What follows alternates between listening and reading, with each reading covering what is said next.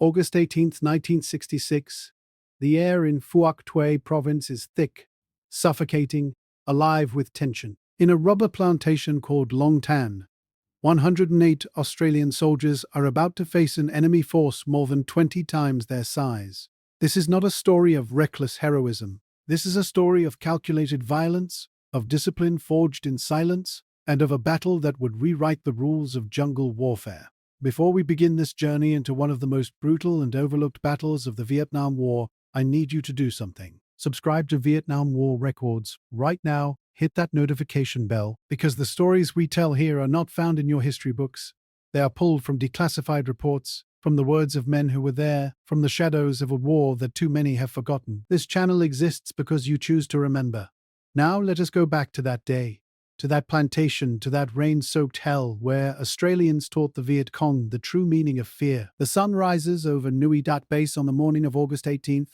It is a deceptive dawn, calm and quiet. But every man in D Company, 6th Battalion, Royal Australian Regiment knows better. 2 nights ago, the base was hammered by Viet Cong mortars.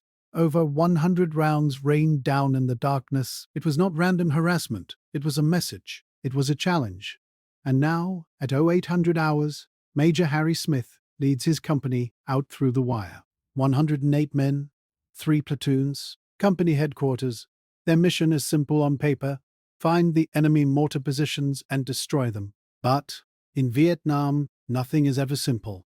The jungle does not forgive mistakes. The enemy does not announce himself, and the rules of engagement are written in blood. Harry Smith is 32,000. He is a veteran of the Korean War, a man who understands that leadership in combat is not about speeches or medals. It is about decisions made in seconds that determine who lives and who dies. His face is hard, weathered by years of service, but his eyes are sharp, constantly scanning, constantly calculating. He knows his men. He knows their strengths and their fears.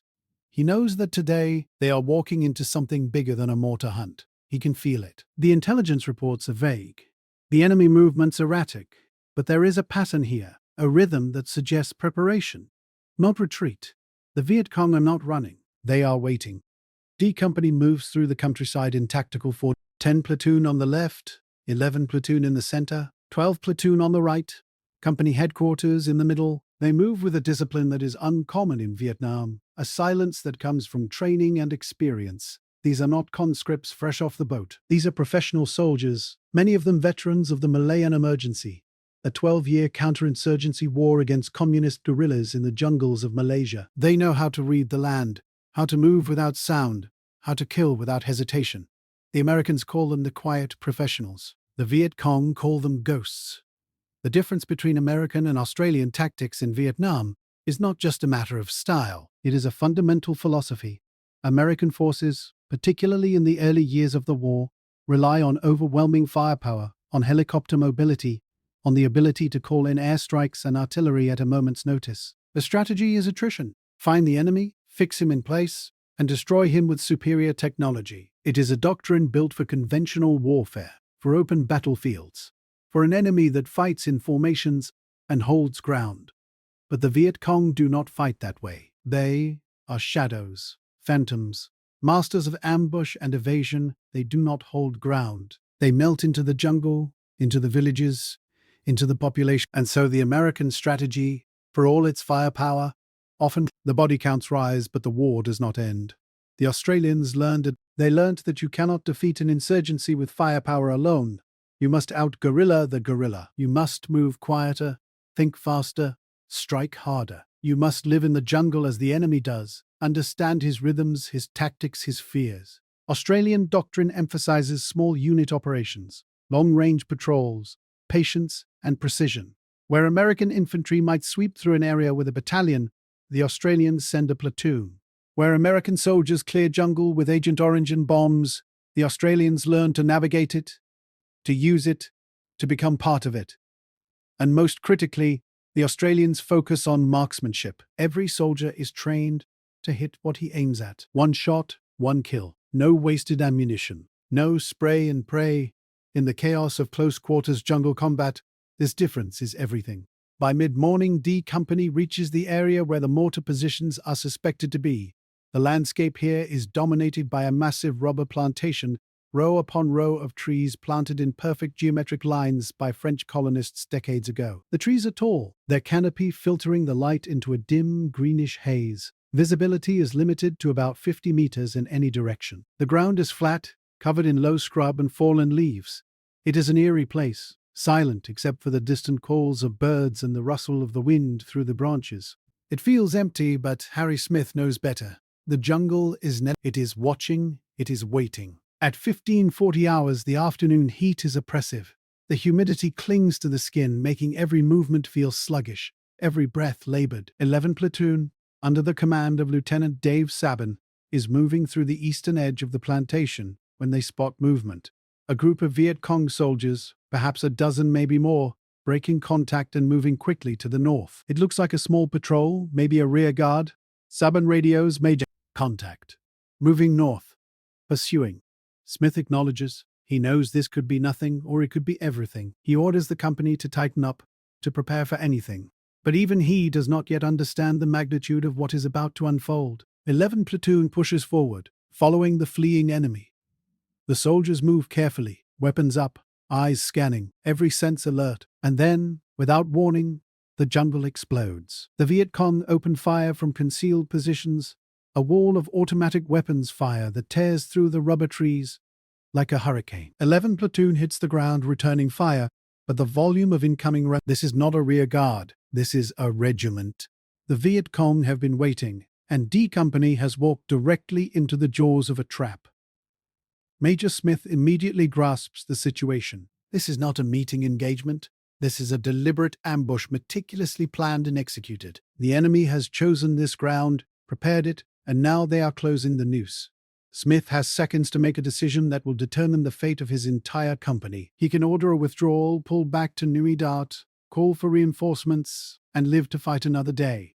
Or he can stand and fight, deploy his platoons into a defensive position, and trust that his men can hold against an enemy force that outnumbers them by more than 20 to 1. It is not an easy choice. It is not a safe choice. But Harry Smith is not a man who runs from a fight. He keys his deploy. Prepare for defense. We hold here. The soldiers of D Company move with practiced efficiency, dropping into firing positions, setting fields of fire, checking ammunition. 11 Platoon, already in heavy contact, forms the southern anchor of the defense. 10 Platoon swings to the west, 12 Platoon to the east. Company headquarters establishes itself in the center, coordinating fire and calling for artillery support. Within minutes, the entire company is deployed in a rough perimeter, a thin line of Australian soldiers facing an enemy force that is converging from three sides. The rubber trees provide some concealment, but little cover. A bullet can punch through bark and flesh with equal ease. The ground offers no protection. There are no foxholes, no bunkers. There is only the space between the trees and the will to hold it. The Viet Cong attack in waves, a tactic rarely seen in Vietnam. Human wave assaults are associated with the Korean War, with the Chinese army, with mass formations charging into machine gun fire. But here, in the Long Tan rubber plantation, the Viet Cong employ the same tactic, and it is terrifying. Hundreds of soldiers, moving in loose but coordinated lines, firing as they advance, screaming, blowing whistles, creating a wall of sound and lead that is designed to overwhelm, to break morale. They are soldiers of the 275th Main Force Regiment, hardened fighters who have been battling the French, the Americans, and now the Australians for years. They are supported by the D445 Provincial Battalion, local fighters who know every trail, every hiding place, every inch of this terrain. And they are reinforced by North Vietnamese Army regulars, professional soldiers from the north, bringing discipline and heavy weapons to the fight. Together they number somewhere between 1,500 and 2,500 men. They have mortars, machine guns, rocket-propelled grenades, and an almost limitless supply of ammunition. They are confident. They believe that the Australians will break, will run, will call for helicopters and evacuate under fire as so many American units have done before. They are wrong. 11 Platoon bears the brunt of the first assault. Lieutenant Sabin's men are spread thin, fewer than 30 soldiers facing hundreds of attacking Viet Cong. The enemy comes within 50 meters, then 30, then 20. The Australians fire controlled bursts, picking targets, dropping them, picking new targets. The L1A1 self-loading rifle, the standard weapon of the Australian Army, is a masterpiece of engineering. It fires a 7.62mm round, the same caliber as a machine gun, with devastating stopping power and accuracy out to 600 meters. In the hands of a trained marksman, it is lethal. And every Australian's, the Viet Cong charge into a killing field. Bodies crumple, fall, are dragged back by comrades, only to be replaced by more attackers. The noise is deafening, a continuous roar of gunfire, explosions, shouted orders, and the screams of the wounded. But the Viet Cong do not falter. They regroup and attack again, and again, and again. They believe that sheer numbers will prevail, that the Australians will run out of ammunition, that the pressure will crack their discipline. They are almost right. By 1700 hours, barely an hour into the battle, D Company is running critically low on ammunition. Soldiers are down to their last magazine. Machine gunners are rationing bursts, firing only when the target is certain. Harry Smith radios back to Nui Dat. Situation critical. Heavy enemy contact. Estimate battalion strength enemy force. Ammunition low. Request immediate resupply and reinforcement. The response is immediate. A company, 6th Battalion, is scrambling. Armored personnel carriers from 3rd Troop 1st APC Squadron are loading up. Artillery is being ranged, but they are kilometers away, and in the rubber plantation, D Company is alone. And then the sky opens. The monsoon, which has been building all afternoon, unleashes its full fury. Rain pours down in sheets, turning the battlefield into a blur of water and mud. Visibility drops to less than 20 meters. The rubber trees disappear into the grey curtain of rain. Soldiers can barely see their own hands in front of their faces. For the Viet Cong, this is a gift from heaven. The rain conceals their movements, masks their numbers, provides cover for the final assault. They surge forward, confident that the Australians are blind, that the storm will finish what the bullets started. But the rain is a double-edged sword. It soaks ammunition, jams weapons, turns the ground into a slippery morass. And for the Australians, discipline becomes the only weapon that matters. They do not panic. They do not run. They hold the line. Lieutenant Sabin, wounded but still in command, walks among his men, checking positions, redistributing ammunition, offering words of encouragement. His voice is steady, calm, a rock in the storm. Private soldiers, teenagers barely out of training, fight with the precision of veterans. They fire, reload, fire again, their movements mechanical. The enemy is so close now that grenades are thrown, that bayonets are fixed, that the fight becomes a desperate primal struggle for survival. Back at Nui Dat, the artillery crews of 161 Battery, Royal New Zealand Artillery, are working at a feverish pace. The forward observers with D Company are calling in fire missions, adjusting rounds, walking the explosions closer and closer to the Australian positions. The gunners are firing danger-close missions, placing high-explosive shells within 100 meters of friendly troops, a level of precision that requires absolute trust and absolute skill. The New Zealanders do not falter. They fire over 3,000 rounds in the space of 3 hours, the barrels of their 105mm howitzers glowing red-hot, the breech blocks slamming open and shut in a relentless rhythm. The shells scream overhead, air bursting above the Viet Cong, shredding flesh and jungle with equal efficiency. The artillery is the hammer, D Company is the anvil, and the Viet Cong are caught between. At 1800 hours, the sound of engines cuts through the storm. The armored personnel carriers are coming, 6 M13 APCs, each carrying a section of infantry from A Company, smash through the jungle and into the rubber plantation. Their 50 caliber machine guns open fire, raking the Viet Cong positions, suppressing the enemy, breaking their momentum. The APCs are not invincible. They are lightly armored, vulnerable to rocket-propelled grenades and mines. One APC, commanded by Warrant Officer Jack Kirby, is hit. Kirby is killed instantly, the only fatality among the relief force. But the others press on, crashing through the undergrowth, their tracks churning mud and water, their guns blazing. They reach D Company's perimeter, and the soldiers of A Company dismount, rushing forward to reinforce the line, distributing ammunition, taking over firing positions. The balance has shifted. The Viet Cong realize that they have lost. The Australians have not broken, the reinforcements have arrived, the artillery is relentless, and the casualties they have suffered are catastrophic. By 1900 hours, the enemy begins to withdraw, pulling back into the jungle, carrying their dead and wounded. Viet Cong doctrine places great importance on recovering the bodies of fallen comrades, and the Australians will later find blood trails, drag marks, and discarded equipment stretching for kilometers. The battlefield falls silent, except for the rain and the moans of the wounded. 108 men have stopped an enemy force of more than 2,000. The cost is terrible. 18 Australians are dead. 24 are wounded, but they have won.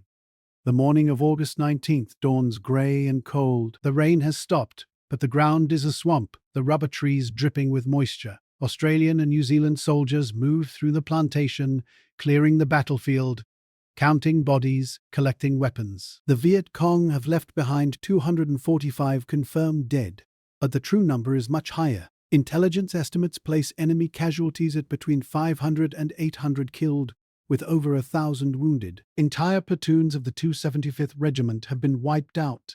The D445 Battalion is shattered, its combat effectiveness destroyed. It will be months before these units can be rebuilt, and they will never again attempt a direct assault on an Australian position. The Battle of Long Tan is over, but its echoes will reverberate for decades. In Australia, the battle is initially downplayed. The government, wary of public opinion and the growing anti-war movement, does not want to draw attention to the casualties. The soldiers of D Company return to Nui Dat in silence, their victory unrecognized, their sacrifice unacknowledged. Major Harry Smith is recommended for the Victoria Cross, the Commonwealth's highest military honour, but the recommendation is downgraded to a military cross. Many believe this is a grave injustice, that Smith's leadership and courage under fire merit the highest recognition. But the politics of war are as complex as the tactics, and Smith will carry the weight of that decision for the rest of his life. In Vietnam, the impact is immediate and profound.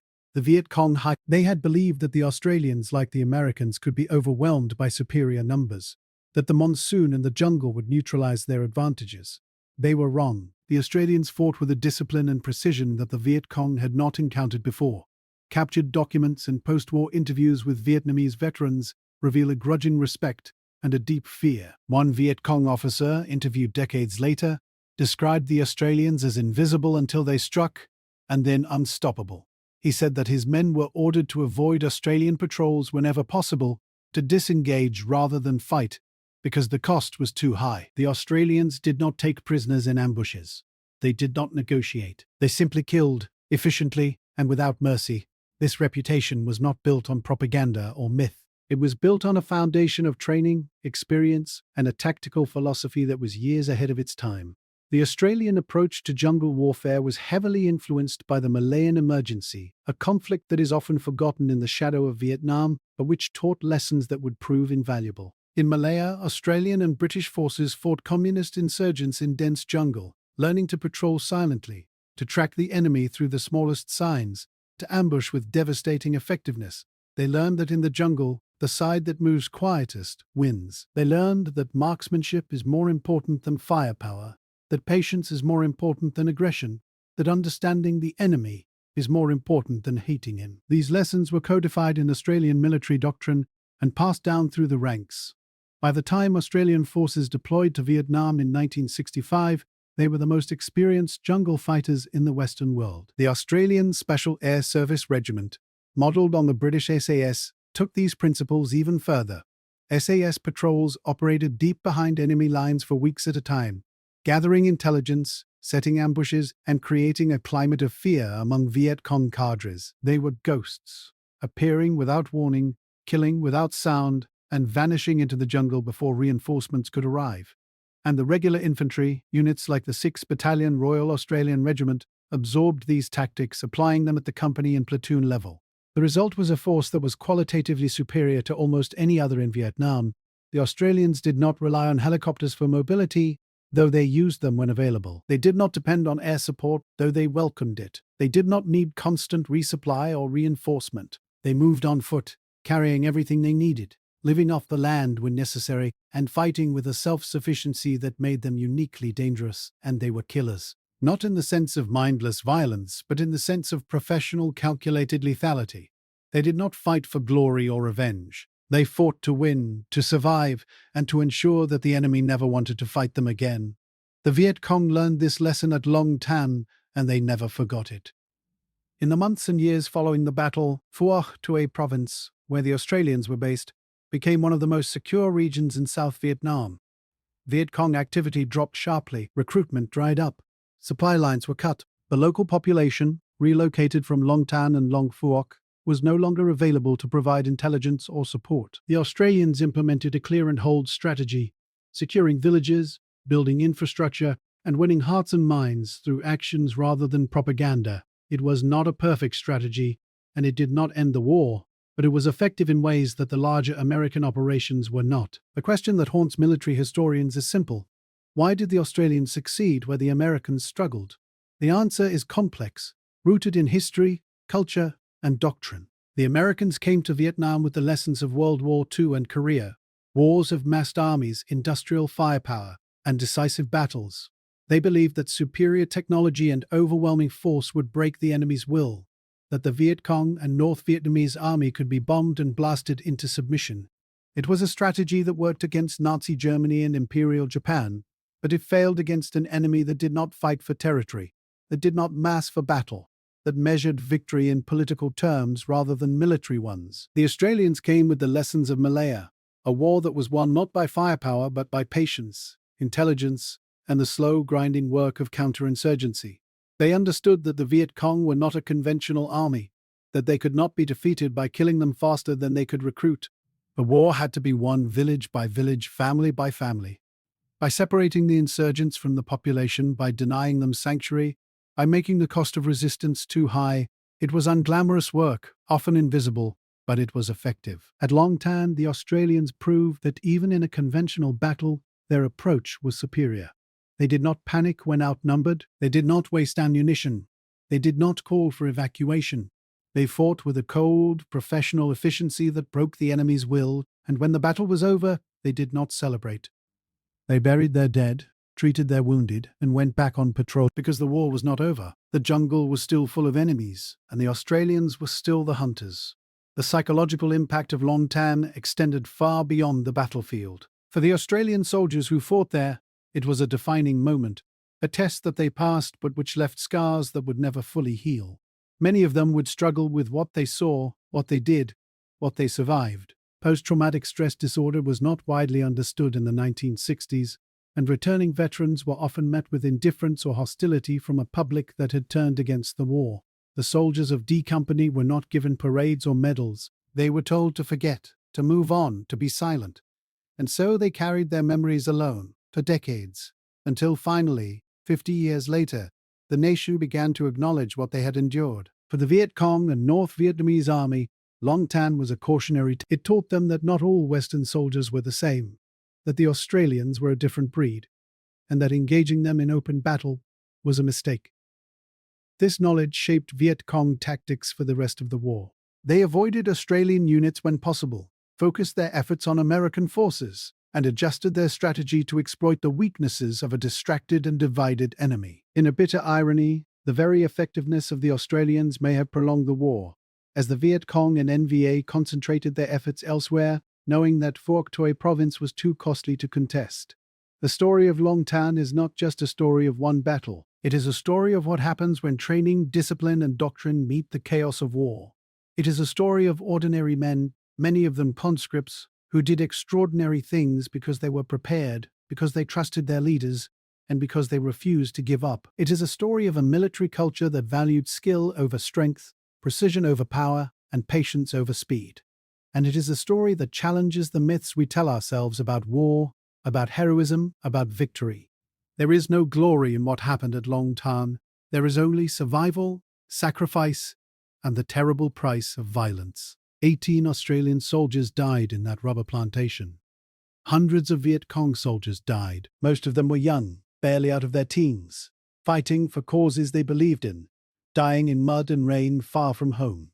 War does not care about ideology. It does not distinguish between the righteous and the wicked. It simply consumes, and those who survive are left to make sense of the wreckage. In the decades since Long Tan, the battle has become a symbol, a touchstone for Australian military identity. It is taught in military academies around the world, as a case study in small unit tactics, in the importance of training and leadership, in the decisive role of artillery support. It is remembered every August 18th in ceremonies across Australia and New Zealand, where veterans gather to honour the fallen and to bear witness to what they endured. And it is slowly, finally, being recognised as one of the most significant battles fought by Australian forces in the 20th century. But recognition does not erase the pain. It does not bring back the dead. It does not heal the wounds, visible and invisible, that the survivors carry.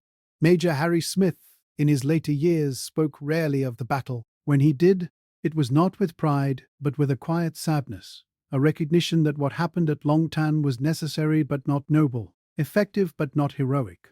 He never forgot the faces of the men who did not come home. He never stopped asking himself if he could have done something different, something better. That is the burden of command. That is the weight that leaders carry. The soldiers of D Company are old men now or gone. The rubber plantation at Long Tan is still there. The trees taller, the scars of battle hidden by decades of growth. A cross stands at the site, erected by the Australians and later restored after being destroyed by Vietnamese authorities. It is a simple monument, a place of pilgrimage for those who remember. And it is a reminder that history is not made by nations or ideologies. It is made by individuals, by the choices they make in moments of terror and uncertainty. On August 18, 1966, 108 Australian soldiers made a choice. They chose to stand, and they chose to hold the line against an enemy that should have overwhelmed them. They did not do it for glory. They did it because it was their job, because their mates depended on them, because retreat was not an option. And in doing so, they wrote a chapter of military history that will never be forgotten. The Battle of Long Tan teaches us that wars are not won by the biggest armies or the most advanced weapons.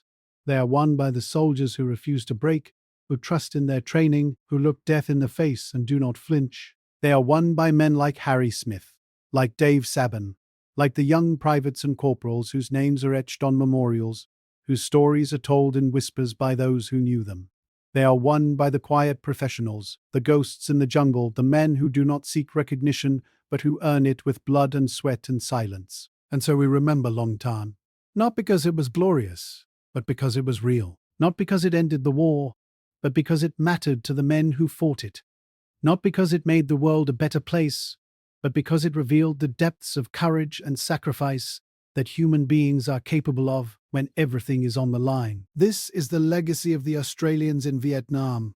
This is the story that must be told. Before we close, I need you to remember something. The men who fought at Long Tan did not ask for your thanks. They did not demand recognition, but they deserve to be remembered. And the only way that happens is if people like you keep their stories alive. Subscribe to Vietnam War Records. Share this video. Tell someone about what you learned today. Because history is not just about the past.